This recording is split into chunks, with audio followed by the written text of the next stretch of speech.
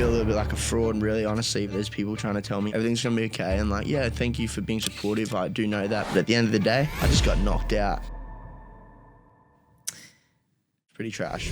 Imagine discovering Muay Thai at 14 after never practicing a martial art before in your life. 2 years later, at the age of 16, you decide to leave your home country to chase a dream in Thailand. Tyson Harrison! People can see the vision now, but they didn't when I left everything I had. And then imagine being given the nickname John Wayne Noi, John Wayne Parr Jr. For most of us, that would feel like immense pressure. For Tyson Harrison, it became purpose. You like the pain. I like it. Yeah, I want to feel something, and I felt it. And now, after a night that tested him in every way, we sit down. It's going to be okay, I know. It's going to be fine. Like, I won't worry about it in a month or two, I'm sure. Not to relive the fight, but to understand what happens when the noise fades and the lights go out. Resilient. Work in silence, let your success be the noise. There's no point telling everyone what you're going to do, just do it. What do you think that this fight's going to end up teaching you? Not just as a fighter, but as a person.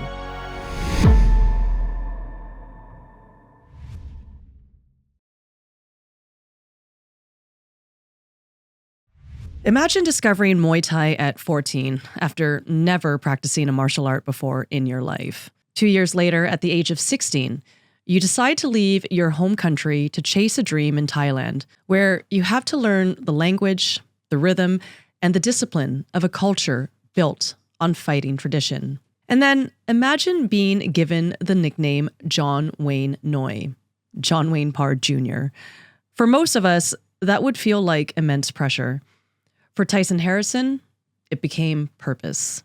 Tyson is one of the most exciting fighters in One Championship's stacked Bantamweight division. He's built a reputation for walking forward when others step back. He fights with heart, with grit, and with the kind of spirit that reminds you why people fall in love with this sport in the first place. And now, after a night that tested him in every way, we sit down. Not to relive the fight, but to understand what happens when the noise fades and the lights go out. To understand what a fighter finds in the silence. And to learn what he carries forward from it. This is Tyson Harrison, and this is the vrss podcast.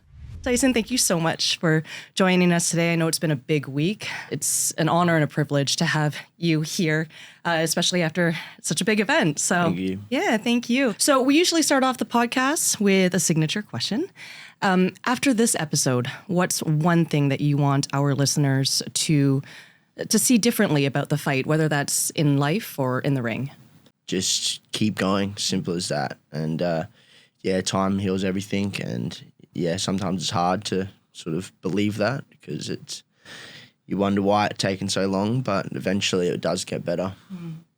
Awesome. So, okay, let's just start off with your nickname, John Wayne Noi. That is, I was referring to it as the new John Wayne Parr, but I think it actually means Little John Wayne. Is that right? Yeah. Okay. Junior, yeah. All right. So that is a huge name to live up to. We actually had John Wayne Parr as well on the podcast. That episode is soon to be released. Awesome. How did the nickname start, and what did Wayne say about it himself?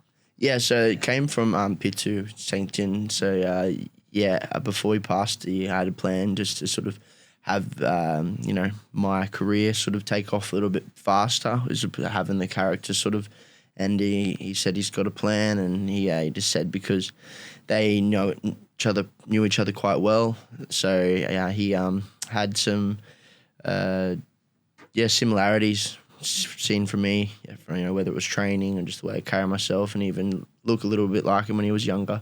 So it was just sort of came together, and then I said, I'll look after ask Wayne first. And he said, no, I thought it was pretty cool, to take on the legacy sort of thing name. I love that you asked for his blessing first. Yeah, no, I had to. That's so respectful. I love that. Had you met Wayne before? Yeah. Okay. All right. Okay. Yeah. And it's interesting that you say the similarities, not just in your training and how you fight, but the looks too, because I was reading John Wayne's book, and then when I was starting to get to know you more, I was like, wow, there's so many similarities too, right? So is there pressure that comes with that name? I just do my own thing. It's not really much pressure. It's at the same time, my hobby's a nickname, but I feel that, it's still my career. Right. It's me doing my own thing. Yeah. So because you watched John Wayne's documentary, oh gosh, what was it called again? Blessed with Venom. That's right. Is there a favorite story of his that you have? There's many stories that I've heard that I like to just sit down and just listen. A lot of the time, he has amazing stories, and even hearing them through Pitu as well. And before his passing, it was there's a few there. Yeah. Very cool. So if it's all right with you, I want to just kind of take a look at the past few days. Yeah, of course. Okay. All right. What were the first 24 hours after your last fight? What were they like for you? Rough. Yeah, that's about it. It's pretty rough. Yeah, it's very hard to sort of come to terms with, but it's what it is. Yeah. Right.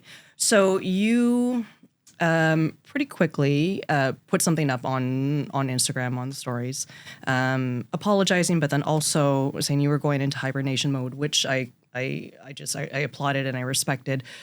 What does that exactly look like for you? And is that just something instinctual that you needed to do, or were you just like?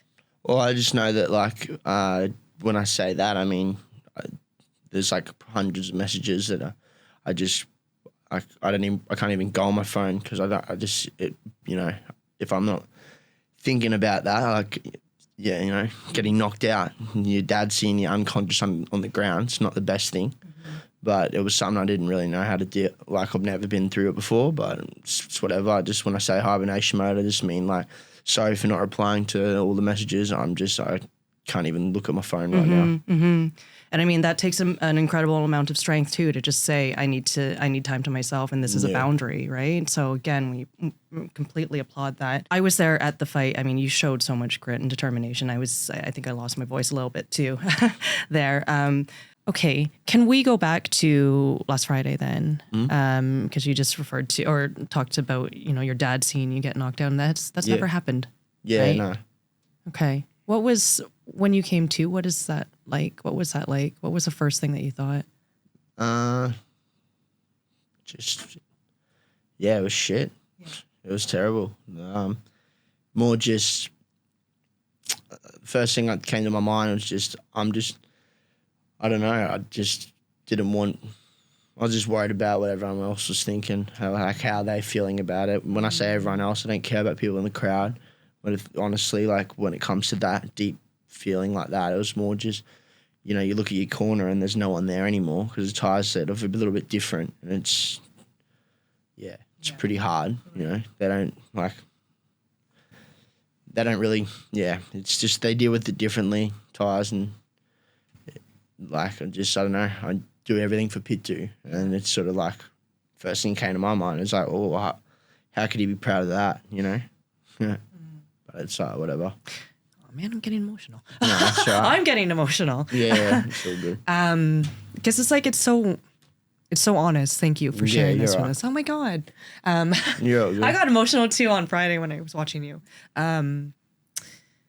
What was it like up until that point? What were you feeling throughout the 2 rounds?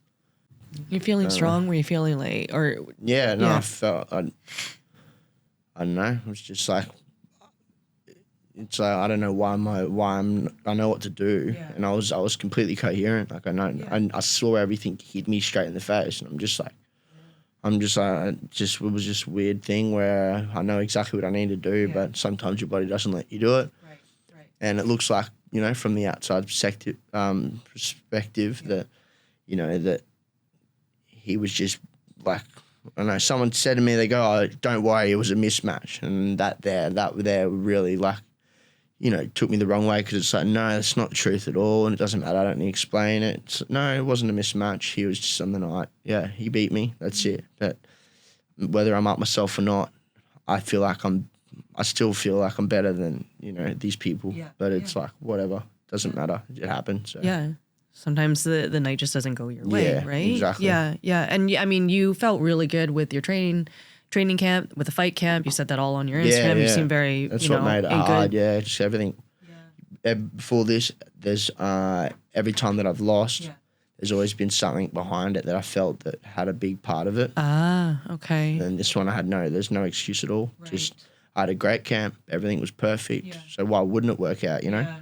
And then when it didn't, it's sort of just like, shit, now I've got to really actually sit there and, you get some pretty crazy thoughts in your head, but it's like it's still got to stay, can't be a fraud and talk about how, telling everyone how they should deal with certain problems, and then it happens to me and then I'm not dealing with it right. It's like, I got to still stick to my roots and do it properly, yeah. Exactly, right? Just with integrity, you're telling people to speak up, to talk to others. So, but again, I mean, it hasn't even been a full week, so you're going through this process, which is a new process. It's all going to be just new experiences, right?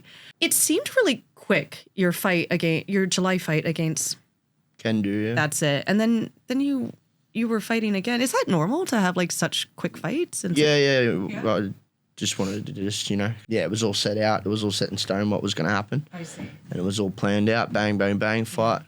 Yeah. And then it's happened a few times where you get to the point where, this fight, all you got to do is win, and then you get your contract, and then you get everything you ever wanted, and then you get a little setback again. Right. And we'll just start again, eh? Okay. Yeah. So that's pretty much, this fight would have been the contract because, like Chatri said, that you were, okay. Well, yeah, it was just that's just what would have happened, Yeah. Okay, well, on to the next. Exactly. Right? Yeah. After you process. Yeah. Yeah, after you talk to some people. And for sure. Okay. Did you have any concussions or anything after Friday? Isn't there a concussion protocol here? Yeah, I think they all wanted to, but when you get knocked out, I'm not trying to do anything. But I'm sweet. I've been concussed before, and I wasn't concussed, I don't think. But at the same time, so you get punched with small gloves. I think everyone's concussed. I don't know. But yeah, I was sweet. I wasn't sick or anything. I just because when you walked out, you looked all right. I mean, you looked stunned, obviously, but like your legs were a little bit shaky, but you looked all right. But then when I saw the Instagram story, I honestly almost burst out like crying again because I was like, oh my god, his face! Like you looked sore. Yeah.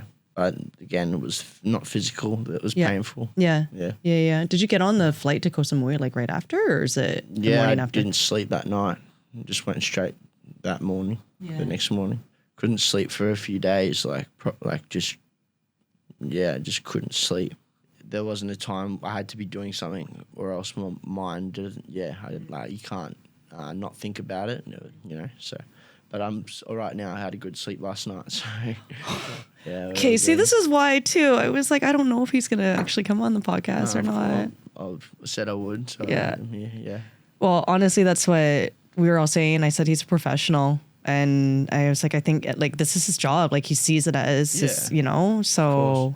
But that doesn't take away from the fact that it's still an emotional thing, and like you said, you're processing, and I didn't know honestly how your face was, and I was like, you might not want to be recorded, and that's totally understandable.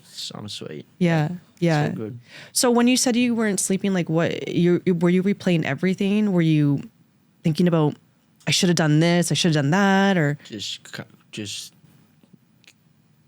got knocked out? So that's about all I was thinking about. Yeah. How much did you know about Garati, like, before the fight? Am I saying his name right? Garati. Yeah, about him before the fight. Did you study him, or? Him, his name was, I think. His last name's Garati, right? I don't know. Oh, okay. Yeah. See, yeah. I don't know. No, I don't know nothing about him. Okay. So is that part of the training? Like, you don't look at the tape, you don't look at it, No, I just trust my trainer. And everything that I was taught was exactly what I knew what was going to happen. Yeah. Just didn't do what I was supposed to do, and that's what played in my mind. It's like, why didn't you do what you're supposed to do, you idiot? So it's all just like, just me against me. That's it. Yeah. You versus you. That's what we say. Yeah. Versus two. What do you think that this fight's going to end up teaching you? Not just as a fighter, but as a person. Again, the same thing. Just to keep going, I guess. Yeah. I'm not sure yet. I've still got to learn. I don't know what's gonna happen, but I know eventually I'll be able to answer that. But not right now. I have no idea. Yeah, we got you when you're really fresh. Eh? Yeah. Yeah. I only just woke up from getting knocked out. Oh, Made you feel Is that bad. the soundbite? That's not the No. soundbite. It can't be the soundbite. But like honestly, Tyson, I was also very again surprised and just like really, really honored that when I reached out to you and I said I'd like to interview you so soon after the fight, you were like, "Yeah, I'm that's game." fine. Because that's because it's fresh, right? It's super Yeah. fresh. So let's go back. Can we go back even further then to your origin story, kind of where you came from? Yeah, let's go back to that. So you didn't discover Muay Thai until you were 14, Yeah. and you hadn't done any martial arts before that. Nah, never. Okay, this is actually, Tyson, for me, this is actually a little crazy because not crazy, but it's just like it's unusual, Yeah, right? Because for most sure. of us will start in like karate or taekwondo, Yeah, yeah. breaking boards and judo. But like you started at 14 and then you decided to leave Australia 2 years later to come to Thailand. What? Yeah, it is different, but yeah, I don't know. Okay, how? Because before that you were competing in scooter competitions. Yeah, it was. Can we get some? Also, can we get some photos and B-roll of that so Yeah, we can of put it out? course. Yeah. Yeah, Okay. yeah. Amazing. So you knew what it was like to compete. Yeah. You liked competing. Yeah, and I was a good runner too. Ah, cross-country okay. and- Yeah. Yeah. Yeah. Okay, so you've always had competition in your blood? athletics and just always just wanted to do something. I never wanted to be inside. I was always out doing something at least, you know. Okay. And it wasn't until I had a passion for when I was at the skate park, Yeah. but I don't know, it just sort of faded as you grow up, you know, and then I found Muay Thai, and that's sort of just a passion that's it's just been there forever. Can you tell us how you found Muay Thai, especially in Brisbane? And you were in Brisbane, right? Yeah, I was in Redcliffe. I used to live for my childhood, but yeah, it was just one of my mates at the time just said, "Hey, you want to try it in the gym?" And I was like, "Yeah, I'll try it out. Like just training. I'm not going to fight, but I'll give it a go." Yeah. And then a year later, I was fighting. So Okay. Yeah, because you mentioned, and I think it was a different podcast. You were like, I was doing it for fitness, and then I got offered to fight. yeah. How does that happen in like just a year? And how does your Yeah. mind switch to, to actually wanting to fight? Yeah, see, I don't know how it worked really. That's just what happened. Yeah. It went from right, I'll show up, but then it's like actually wanting to do it, and no one understood that, like, really, because I was really good at this, you know, like when I was at the skate park on the scooter or whatever, I was really good, but it just, again, it's like if your passion's not there, your heart's not there, then yeah. So what is it that made you fall in love with Muay Thai then? I think it was just a way for me to like deal with my problems at the start, and then it just became like, well, now I use this to deal with my problems. Yeah. If I don't have it, the problems don't get dealt with. So then it just turned into a love for the sport in general. But, Okay. So then, 2 years later, that's not that long of time of training. Then you say to your family, listen, I want to go to Thailand. I want to go to this completely foreign country. And how did they react? And also, what was the factor there that just kind of made you switch? just because I from the start knew that I'm going to be the best in the world at it. And how do I do that? Got to go where it was originated. And then, it was that's just how it happened. Right. I just got to go to Thailand. I heard I have to do that, and that's what I did. Did you fight a lot in Australia before that? In 2 years? Like how many fights No, did you have? I think I had maybe 4 or 5 fights before I went to Thailand. Also too, because I just came back from Australia, Muay Thai culture there is quite rich. Yeah, Like really competitive too. I mean, it's not just Muay Thai, but I mean, again, John Wayne Parr and you're friends with Jazzy too. And like, just so much going on there. I guess I didn't realize how talented the country is. Yeah. So have you seen it change since you left? Yeah, but again, it's like I only see the change like when I go back there, and I'm not really there much. It's like I see a lot on social media or whatever, but like people always sort of ask me questions about everything else around me, but it's like, not trying to be self-centered. It's like I've never really, unless it's my friends or anything, I'm just focused on myself, and Yeah. So. Yeah, it seems like that. Again, I was watching another interview with you. It was a One Championship podcast, and they asked you some of your favorite fighters, and you said, honestly, I'm not even watching everybody else, which I think it's really good. Yeah, and it's true. It's like I'm not trying to be disrespectful, but it's like, yeah, I'm not a fan of anyone unless they're my friends or someone that I'm training with. It's like, I don't know, just not, because in my eyes it's just all competitive. It's all just, yeah. Yeah. You talk about your dad. How much does having your dad, mean, and how does that shift the process of what you went through? Yeah, no, it means the world. So yeah, it made it hard, but yeah, it was just happened. So Is he at every one of your fights? no, he comes every when he can. He does. Yeah. Yeah. Okay. And then this trip that you had arranged with him to Koh Samui, that was arranged before, like win or lose. You knew that you were going to go, so this was going to be some special time with him. Yeah. Okay. Awesome. Is it him that helps ground you again, or is it more of your family, or is it just getting out of Bangkok for a bit? What's your kind of routine? I don't know. Like I said, this year was just way different to anything I've experienced before. And I mean, I've had both my hands broken. I've had a lot of injuries that have set me back. But when it comes to grounding, I don't know yet. I'm still processing it. I haven't yet, honestly. But yeah, it'll be right. Yeah. No, and I'm sure it'll be all right. And I think it's so crucial and admirable and courageous to also say, I haven't processed it yet, because it's not going to happen overnight. It's not going to happen in a week, right? And you are one of the biggest things that drew me to wanting to chat with you was your mouth guard and speak up, right? And just how you speak to mental health, right? So in these moments of loss and of these trying moments, like, what are your tools? What do you access? And when you think about speak up, like, can you speak to that? Yeah, so I feel a little bit like a fraud, really, honestly, even saying it. But it's like the message is still there. It's still the truth. But it's like with me, I'm telling everyone else to speak up. But it's like it's something that I'm not really the best at either. But it's like there's no certain tools. It's just I got to keep doing what I'm supposed to do.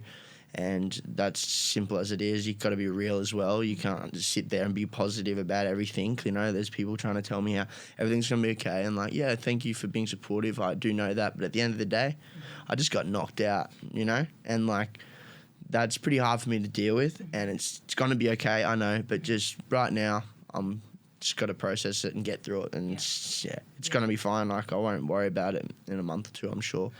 But right now, got to be real. Yeah. It's pretty trash. Again, thank you for your honesty with that. Can we touch on some of the things that have have taught you where this heart comes from? You were talking about your upbringing. Yeah. Can we touch on that? Yeah. Can you tell us about that more? Well, just broadly, it's just like sometimes you could have what would be perceptive of a pretty nice life when it comes to like money standards and just things in general. And you can just say that, overnight sometimes it can be completely flipped into 180 where you sort of just you have no time to process it, and things happen in your life where it's pretty crazy to think about, because when one thing's so good at, what's perceived as amazing, and then the next day it's nothing. Yeah. It's like it's a thing like that can happen. There's been some certain things that have happened in my life where I've had to step up and, I got two younger brothers, a little sister now, but at the time, I was just me and my brothers for a bit. So that was probably like the biggest thing, just trying to, take on everything going on so that my brothers don't really know what's going on, because it's pretty full on, but it's like you just learn to just part of it. So you've always been the protector? Yeah. Okay. And you're still the protector? Mm-hmm. Okay. So it's a lot of pressure that you're putting on yourself too. I mean, not just that you were putting on yourself, but just naturally is happening, right? Sure. I see. Okay. All right. So that's probably, is that what you're saying is a big catalyst or lighting the fire, the fuel to the fire for driving you? Yeah, definitely. Wow. Always doing it for family, and then even if they don't really know that, it's like it'll make sense soon. Yeah, they won't know it yet. They might not know it yet, but they will. Yeah, exactly. Yeah, for sure. And it seems, just reading between the lines, that you have gone through a lot emotionally, and you're still at a young age, right? And especially when you left at 16, was that all happening when you left at 16 as well? Yeah.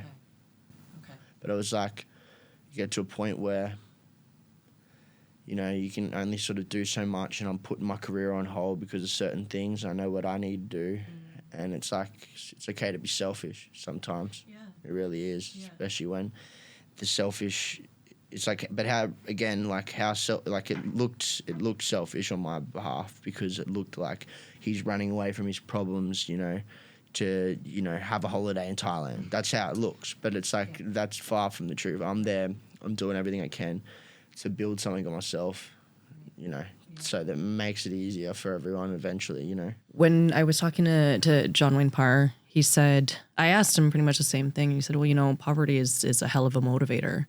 But for you, it seems like protecting and making sure everybody is safe and you know, well taken care of is. And it's as well, like, we came from, like, I know what it's like to be very wealthy, and I know what it's like to have nothing too, you know. When I say nothing, that's not the right word. I have nothing. It's like, sometimes you can have everything, but like, yeah, it's hard to really explain. It's just, I know what it's like to have a lot and to have less too. Yeah. So yeah, you've been I to know both ends. sides. Yeah. Well, that's again, that's a hell of a motivator, right? To see that and to experience that. Yeah. So fighting, usually we say with martial arts, it teaches kind of, I mean, it should be teaching a little bit more about control, acceptance, surrender.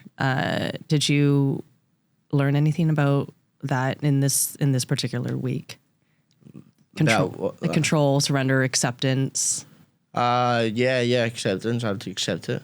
Yeah, no, I did. Okay. How do you rebuild confidence after a fight? I don't know just yet, but Working on it? yeah, working on it. Yeah. But confidence is always there. It's just, like I said, got to be real with the fact of what happened, and I'm going to be okay. I don't know when it is, but I'll be right soon. Okay. I wanted to read you a post that you put up. You put it up 6 months ago. It was referring to something 5 years ago. It said, 5 years ago today. This was from a temple fight out in the sticks with no doctor. Do you remember this post? Okay. Pichu threw me in. I won by unanimous decision. I got cut 4 times in round 4, totaling 30 stitches. What most people found weird was how much I enjoyed the blood and cuts. I'm a tad bit crazy, I know that, but I always describe this fight as my favorite fight, and that one round, I got all the cuts my favorite round to date. I used to want to be cut. The best feeling for me was watching my opponent bounce elbows off my head, then seeing the life leave their eyes when they see I enjoy it. I am so grateful for my journey and this fight in particular. Wowza.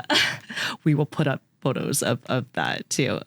What did you mean by enjoy? Like, It's like, how else is it explained? but is that a reflection of your relationship to pain, or is it about proving yourself, or like just something a lot deeper? Pain. You like the pain. I like it. Yeah, I want to feel something, and I felt it, and it's like, oh my god, simple as that, I guess. because that looked real. Because that was your 18-year-old self. Yeah, and it's just like, there's a lot of things that are going on where you can't control, and it's like, I can control that, me in a fight, like, Right. you know, and it sounds, like I said, it sounds crazy, but that is crazy. Yeah.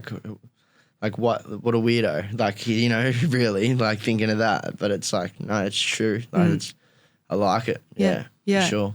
I think it's very raw. It's very human, and I'm not going to be the one to analyze it, but I think it's a very, interesting thing to study, that you like the pain. And again, I don't think that this is unusual for a lot of our audience and fighters in general, right? So what is it that we like? If you could talk to that 18-year-old you, like, what would you tell him now? Just what he did was just keep going, and that's exactly what I did. I have so many setbacks, and it's just like so many reasons to quit. But tell him I'm proud of him because he kept going. Yeah. Good. So if we could dive into the mind, your mind too, right? A little bit more. You just referred to the setbacks and both your hands being broken. I mean, physically that must have been so painful, but emotionally and mentally, like, that, would that not be even more painful than the physical part? Oh, yeah. No, the pain doesn't yeah, like I said, it doesn't bother me. Yeah. It was definitely a mental thing for sure. So how did you get through that time, especially when people thought you were retiring or that you were scared to take a fight, I think, or, they didn't know what was going on with you? I don't know. I didn't get through with really the first time, but I think that's why it happened again. Broke both my hands because I needed to deal with it the right way. Right. And then, I don't know. I just got through it. I don't know how. There's no secret to it. Yeah. It's just being real with it. Okay. So what does a training day look like for you here then? Yeah, when I'm in camp, it's wake up in the morning, do the 10 or so Ks, run, and then come back and shadow box, then hit pads. We got 5-minute rounds, so just 3 5-minute rounds, and clinching 40 minutes or so, and do your knees and conditioning and stuff like that, and abs and whatnot. It's like 7 hours a day or something. Yeah. That's the entire day. Morning, I mean, there's a break in between there. You nap and stuff, right? Yeah, so train in the morning and then at night we'll train again. Okay. You're at the exact same gym that John Wayne Parr was at? Yeah. So not the exact same one, but the name and stuff behind it, for sure, yeah. So his stories about the ghosts in the gym, have you ever heard those stories too? That was the old gym. Old one, yeah. Okay. But do you get visited from the ghosts at night? I've had sleep paralysis and stuff like that, but it's never been nothing like scary. It's been just, and even now, I don't know, now that Pitcher's passing, I'm not if I do have any feeling or stuff like that, it's nothing scary. It's just yeah. It's just but I have for sure, yeah. Are there any superstitions that you have going into? No, I don't really think too much into it. Yeah. Just, yeah. All right. What was your first memory of training in Thailand? What's your first memory of coming to Thailand and then training in Thailand? The heat.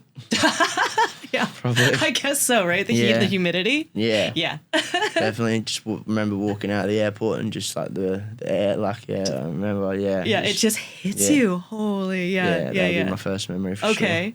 What was the first training session like here in that heat and humidity? Yeah, it was okay. I wasn't at St. Noi when I first started, but I was in Calac, some gym out there, and it was just the consistency of training. I was already training twice a day in Australia at the time, but it was just it was good. I loved it. It takes a special anatomy, I think, or just it takes a long time to get used to, but when you get used to it, you almost kind of miss it, I find. Yeah, right? 100%. Yeah, being a Canadian girl coming to Bali, that humidity too, yeah. Is there anything that you said that you don't spend much time back in Australia now, but is there anything that you miss about home when you're here? Yeah, we've got just my dad. We're all together on the farm out there, so oh, nice. It's good. Yeah. Again, that's so similar to got a lot bigger extended family, but they're not around. Yeah. We got our real family, and then that's sort of how it is. Yeah. You don't miss anything like Nando's or you're like, no, I don't. What's your favorite Thai dish? Pak Kra Pao. Yeah. Pak Kra Pao is usually beef, right? Or do you like get pork usually out here, but the beef one is good. Yeah. What's the first thing that you ate after the fight? McDonald's. I think. Yeah, that's right. Yeah, to be honest. What do you usually get from McDonald's? Yeah, I think I got everything. Honestly, nothing wrong with that. Just smash it all. Yeah. Do you watch any other sports, especially coming from Brisbane, right? Yeah, no, I watched the grand final and but I didn't. Of NRL, but it was just what my dad likes to watch, and I couldn't care less, honestly. That's true. But it was cool. We gambling or whatever, put money on the game, and it was just fun to just see my dad have fun, and it was good. Yeah. I watched the AFL finals, so now I'm kind of into. Well, your former schoolmate Riley's getting me into the AFL. To footy. Nice. Yeah, so cool. Brisbane's pretty big powerhouse now. Yeah. Can you expand on that? You weren't good at Muay Thai when you first started. We can put that in. Tell me about that. Yeah, no. Well, I started when I was 14, and I was terrible. Absolute. it just made no sense to everyone why I was, like it's funny, you know, and I thought I was amazing. You know? I mean, we all do it in some ways. Yeah. What do you mean you were terrible? Like you couldn't get the combos down, or you couldn't move your body? I trained every day, Yeah. but it was like you wouldn't think that. Like But I'm you were a punching in beginner. one leg. Yeah, I was, yeah. but it's like my mind wasn't beginner. Like my mind was like, right, I'm going to be the best in the world at this. But how does someone after their first session think that? Yeah. I don't know. That's what is so interesting to me, right? But I don't know either. Because like, yeah, you went from riding a scooter and like doing flips and stuff in the air, and that's a solo sport, right? Yeah.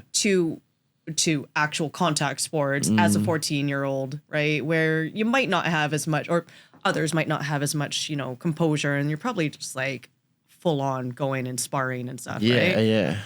And you're like, cool, I like this. Yeah, I don't know. It was Right? just, it's But you'd cute. never done any martial arts before Nothing. either. Nothing. Did you get into like school fights or anything? Or like, No, I never thought I was pocket size. I thought I was going to be a jockey.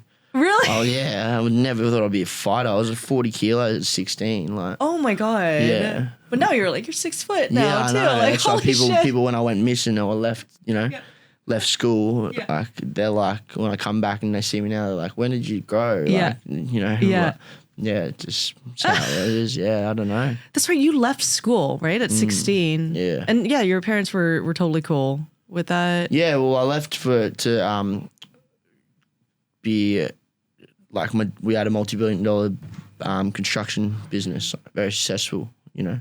But then we as I left school, sort of things happened where that wasn't an option anymore. But the whole plan was to, you know, run a business like that.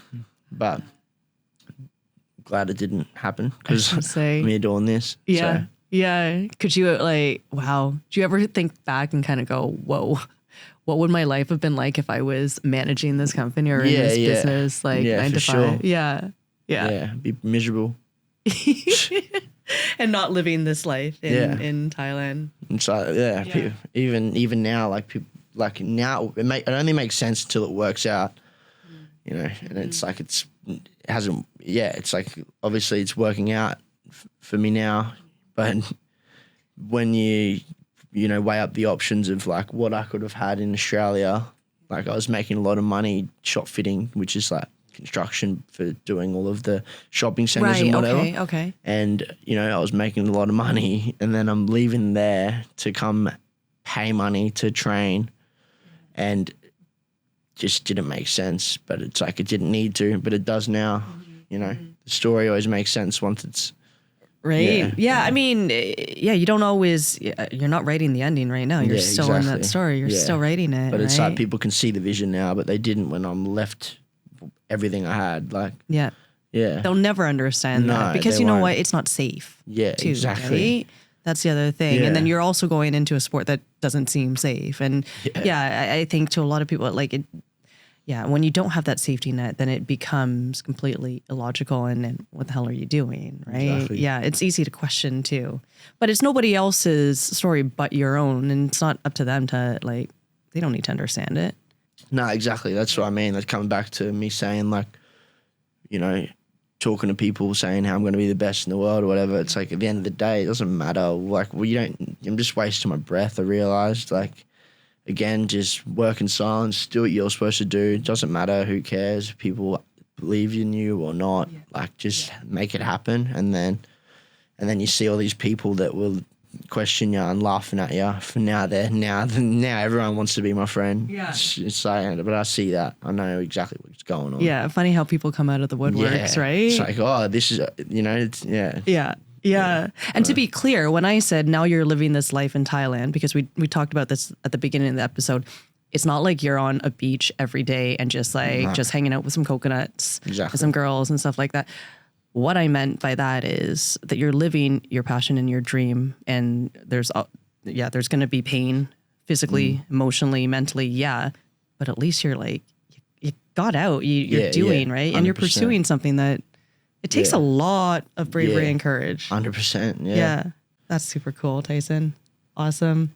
Can we talk about your social media? Yeah. Because you do have a channel. They're pretty funny and entertaining. Your videos. You did say that you really like doing that. Is that your creative outlet? Is that or what is it that you like about the videos on social media? I don't know. It's just a bit of fun, and it's also just I used to not do any social media, and it's good to just I don't know. It's very important for your career, for your business, and everything. And I'm starting to realize as well, like with the amount of times I get hit too, I can't be doing this forever. So I do want something that's an end game, and I believe that now that I've found YouTube and stuff like that, I'm really locking in to try and make that work out too. Yeah. So it's like, I think social media, as fun as it is, it's just staying persistent with it to try and build my brand as self as well. Yeah. We applaud that. Definitely. So give him a follow and make sure it's 2 N's at the end. Tyson Harrison. Thank you very much. I think you just hit 700 subscribers on YouTube. Yeah. I think I contributed to one of them through the past week. Yeah. So cool. Super Appreciate good. That. I like how your personality, you seem obviously right now it's been, it's after an event, but usually you're very just chill and relaxed and just having fun, it seems. Is that usually your... Yeah, well, it's just I've never ever put any fake. I'm just my true self, and but it took a lot for me to get there, to be that person, to smart, you just I'm generally happy when I'm doing what I'm supposed to do, so it's that's what comes out when I'm doing one of the videos. I'm not thinking about it. There's no script or anything. I'm just talking, even if it says shit out of pocket. It's whatever. Shit out of pocket? Yeah, if I take shit out of pocket, say shit out of pocket, as in out of pocket means stuff that's wow, did he really just say that? Yeah. Some crazy stuff. Okay. Yeah. Is that an Australian term? Yeah. Out of pocket. Out of pocket. Yeah. So it's something that's not, it's out of pocket. I don't know how to explain it. It's crazy. Sometimes I let my intrusive thoughts get to me and just say something that's out of pocket. Yeah. So. Okay, I'm going to use that. That's got to be an Australian. Is that an Australian term? Australia. Yeah. Of course. Again, I'm learning so much Australian. There you go. What did I just learn? Flog. I've learned flog. Yeah, right. There's been other ones. Flat stick. Yeah. Is that one? Yeah. Okay. All right. You got to teach me. What about Thai? My God, you're pretty fluent. You understand. Yeah, I'm pretty good.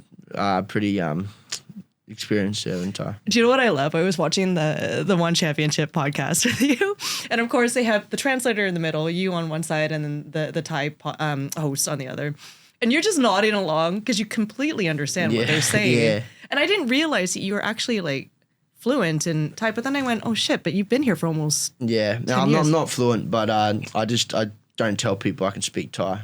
So well, that's now why everybody knows. Yeah, well, it's just eventually I'll be just speaking completely fluent, but I think it's a bit of a party trick rather than anything. How quickly did you pick it up? Because it's I'm still learning every day. It's I want to by the time in a month's time I'll be pretty well fluent. I reckon I'm gonna properly do. Lessons? Get a teacher. And really? I want to do it properly and just learn. Because I tried to go to school and learn it after I've had 4 years at the gym. And it's when you learn it, I've only ever learned it from word and ears. I don't, when it's on paper, it's I'm here failing all of it because it's I'm reading it in English that, it's the way that they pronounce it on paper, and then I'm I don't know what this says. But then it's when they speak to me, I'm how does that sound like that? I know what you. I can speak. I got 100% on the verbal side of things, but then I ended up just leaving because it was just if you learn from scratch, going to university and doing that, that's a great way of doing it. Okay. But because I already knew how to speak Thai. Learning, it's hard. It was just a bit hard when it's on paper. It's different than actual having conversation. I'm very conversational. I can do that, but when it comes to just trying to pronounce the word on paper with the rising tones and whatnot, it's I can mimic pretty easy. It's how do I say this? All right, cool. You say it like this, and then that's how I learn. I'm better like that. Especially with a language like Thai, right? Because it's so the tones. The tones, right? So I have family here in Bangkok. They're half Filipino, half Thai as well. So yeah, I see them often, and I can hear all the different tones, but I still don't understand how to actually mimic it or replicate it, right? So, or even like when you say kapung, I don't even think I'm saying it right. Kapungka. Yeah, that's fine. Is it kav or is it? No, it was just We're getting just. You're saying it right. You're saying it right. We're getting Thai lessons from Tyson. Nah. Was that okay? That was fine. Okay, all right. Fine. That's like the only that and sawadika. Yeah, That's like the only that's thing it. that I know. That's And my it. ped, not spicy. No, yeah, my pet. Okay. Yeah. I love it when you're going around in the cars and you're announcing. Yeah. That, Those, love those. It's fun. When are you gonna go back to the gym, or are you taking some time off right now? Or Yeah, I don't know. I have there's no rush right now. Yeah, there's no I don't even want to think about tomorrow. I just get through what I'm doing right now and try to lock in. I want to do more some social media stuff. Got new camera, so I'm trying to who's videoing you and who's doing all your editing? Like I've got an editor. Got it. But okay. All the videos I've just been using my phone, but my phone it's all smashed now, so I bought one of the DJI, not the pocket one, but the new one, the Nano thing it's called. Okay. It's like a competition with GoPro or whatever. But before that, my last fight, I bought a really nice camera, spent a lot of money on it, and then it broke within a week. So it's oh, that's right. You did have a video about this, or you had something about this. Yeah. It was like, so back to the phone, but the phone was broken as well. Yeah. But it's still got videos out. But now they're going to be a lot better because I got this. Yeah. I still want a better camera, but it's like you can only do so much without a bonus. Yeah. But, Work it out. We'll work it out. Yeah. We'll keep talking. I can maybe help you on some social stuff. Yeah. No, that'd be cool. Yeah, that'd be cool. Awesome. Can you take us through when you walk into the ring? A lot of people are asking about these like pre-fight nerves and the anxiety, and you're on one of the biggest stages now. Like, what is that like walking into the ring? And I also have video of you coming out, the cameraman telling you when to come out, you coming out with the guns. And I watched you every step that you took closer to the ring. Obviously, you could tell that you're getting more and more like locked in, which is really cool. But like, what are you feeling there, and how are you controlling those emotions, whatever the emotions are? Yeah, look, it's just I've done all the hard part. Yeah. And the easiest part is getting in the ring and doing the fight. Like, it's just, there's not really much you feel. It's like, it's just, I'm here, ready to go. It's not, honestly, not really much nerves. It's just, I'm ready, I'm here to go. Like, do you hear much? Do you hear anything? Yeah, I hear it all, take it all in. Okay. Yeah. Okay. Because like, again, not saying that you should have been watching where I was, but I was like right in front of you. I think you saw me, but I don't know if you did. You can see me in the background. But obviously I'm not where you're like shaking hands with people in the VIP row or anything like that. But like, are you connected then? Or do you kind of feel like... No, yeah, I'm not connected with, like, I know what's happening, but I don't know, like, I know that person, or like, as I'm going through, it's just... It's just that... Yeah, it's all part of it. This is business. Yeah. Right? Where do you think that that your fight and your grit come from? Because you are known for fighting, like, with a lot of heart and with a lot of grit. Where does it come from? Yeah. Your upbringing, deeper. Yeah, for sure. Just how I was brought up. Just when I say how I was brought up, I more just mean the situations and things I had to deal with at young age, and just throughout my life. Definitely, that's how, that's what makes anyone. It's like what they've been through in the past can either make or break you. And it's done both here and there, but at the end, it's that's who I am because of that. Yeah. Okay, so let's not talk about like tomorrow, but can we talk long term? What do you want to be remembered as? Just my heart, and just someone that just, like, eventually people are going to hear everything, when it comes to in detail about the whole story. And maybe when I'm on Joe Rogan or something, it might be something like that people will be like, wow, then that's when it'll be more of a remembrance, because like there's been a lot of things that that have happened where it's like that's pretty. Like I've seen people quit for a lot less, you know. So and I'm not trying to say I've been through compared to everyone. Always someone has it worse, but I'm just saying it'll make sense eventually when it all comes out, part of your life, you know. It's like, yeah. When you're ready to tell that story, yeah. It's all gonna make sense. Like, yeah. Can we have first dibs, or is Joe Rogan getting first dibs? I Joe's think getting. Joe Rogan, yeah. Damn it! Sorry. Thanks a lot. I might be a guest on Joe Rogan someday. Yeah, you can. Yeah, that's it. Well, when you're ready to tell that story, we would also be honored for to. sure. Yeah, No, of course. Okay. It's just, I mean, eventually when it's all sorted, yeah. Yeah. Okay. For sure. Okay. What truth has your journey revealed to you about yourself? Resilient. Yeah. And just definitely the drive and passion. Like I was terrible at Muay Thai when I first started, and why is this kid saying he's going to be the best in the world? You know, like it doesn't make sense. But it's just, I realized one thing that I learned the most was I used to try and tell people, like, you know, some 14-year-old walking around a party saying I'm going to be the best in the world at Muay Thai. Like, I realized that there's a good quote, it's work in silence, let your success be the noise. So it's like there's no point telling everyone what you're going to do, just do it. Mm-hmm. And if you want something done, just do it. Yeah. So, yeah, I suppose that's probably it. That's awesome. That's great. Thank you. That's all right.